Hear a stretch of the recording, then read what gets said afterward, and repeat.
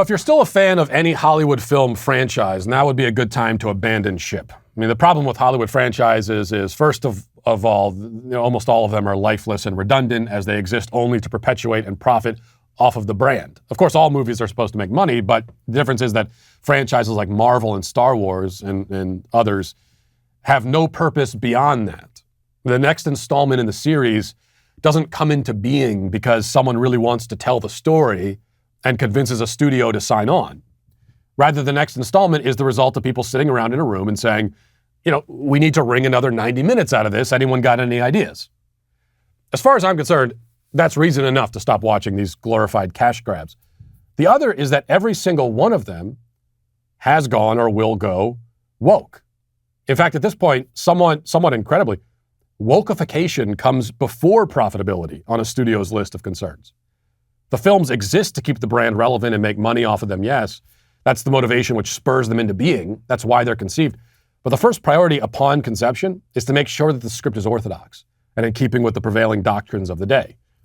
They'll actually sacrifice some of the profits in order to do this.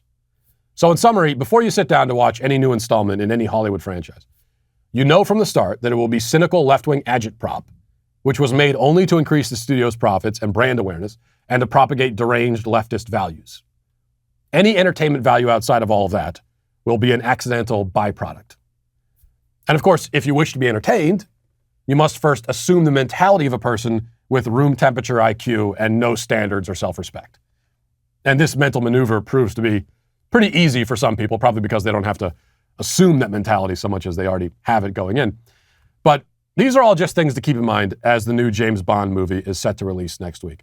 I have no specific information confirming this, but I can already guarantee that it will be the wokest James Bond film in the history of the franchise. It couldn't exist in the year 2021 if it weren't. There have been some indications, though, like the actress who plays the new Bond girl announced that her character will be the most badass Bond girl in history. Of course, nobody watches James Bond hoping to see a badass Bond girl. They want James Bond to be badass. The Bond girl is supposed to be pretty. That's really her only job. At least it was her only job back before wokeness became the overriding priority. Indeed, the push now is to turn the entire Bond franchise into a girl power vehicle. Lately, the cries have been deafening, from the media anyway, not so much from the movie-going public, for a female James Bond. With Daniel Craig leaving the role after this next film, it seems inevitable that the character will finally undergo this gender transition. And many outlets have been publishing articles listing helpful suggestions for which actress might be suitable to fill James Bond's shoes. Vogue, for example, says that Cate Blanchett, Victoria Beckham, or Emily Blunt might be perfect for the role. Yes, because when I think of someone who might be credibly portrayed as a kick-ass action hero who can beat up a room full of bad guys and then drive away in their fancy sports car and make it to the villain's lair just in time to vanquish him and foil his dastardly plot, when I think about that, my mind immediately turns to Cate Blanchett. But this is the problem with female action heroes in general. For all I know, Daniel Craig and Keanu Reeves and The Rock and even Liam Neeson might be big softies who punch like girls in real life, but they have at least a screen presence and an aura that makes them seem like the kinds of guys you wouldn't want to mess with. Does any female actress really have that quality? Charlize Theron played an elite spy and assassin in the movie Atomic Blonde a few years ago. Would anyone actually be worried if Charlize Theron was mad at them in real life? Is anyone going to run away and say, I hope Charlize Theron doesn't beat me up? Does Charlize Theron have any natural intimidation factor? Does Gal Gadot? Does Brie Larson? See, this is the problem. Most female action movies come with this natural silliness factor. And there's a certain silliness to all action films, but the ones that Reeves and Neeson and Craig star in tend to also reach, sometimes successfully, sometimes not, for a certain dark and gritty and serious tone. But you can't often do that with the female-led films. They all have to be cartoons in the end, because when it comes down to it, you're still watching a hot 100-pound supermodel do her best Jason Statham impression. And it's just kind of funny. Daniel Craig was asked this question about whether there should be a female James Bond, and he said no. But he made sure to qualify his answer by saying that there ought to be new franchises just as good as James Bond and similar to James Bond, built around female action stars. He argues that women deserve their own heroes rather than constantly appropriating already existing male heroes. And he's on the right track with that answer, but he's missing something. And even if he's not missing this, he would never say it out loud anyway. And it's this. Yes, there should be films about female heroes. Yes, they should have their own films rather than simply taking male characters and giving them sex reassignments.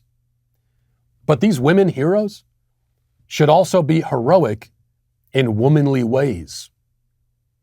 Okay, rather than having female protagonists who are heroically masculine, why not female protagonists who are heroically feminine?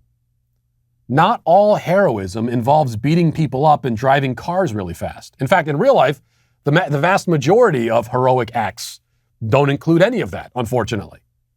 I have known many heroic women in my life, and none of them, so far as I know, have ever thrown a punch at all, which is good because they'd probably break their wrists if they did.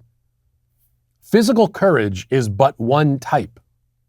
There's also moral courage, emotional courage, intellectual courage. And all of these types of courage come wrapped up in what I would call maternal courage.